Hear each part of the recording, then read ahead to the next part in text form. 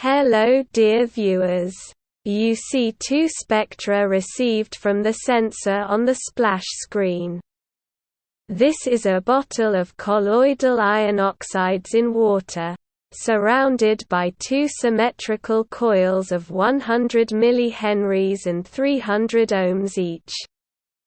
Both coils are connected to the line input of a consumer PC sound card. Recording program, Spectrum Lab. As a result, we have two similar spectra of the electromagnetic background on the table not far from the PC. In the region of 10 Hz, geomagnetic fluctuations are observed. Periodic signals in the region of 30 Hz may be related to communication with submarines. 50 Hz local power grid, 60 Hz US and Japanese power grid. Higher harmonics at intervals of 50 Hz are classified as mains interference if they are visible at the same time.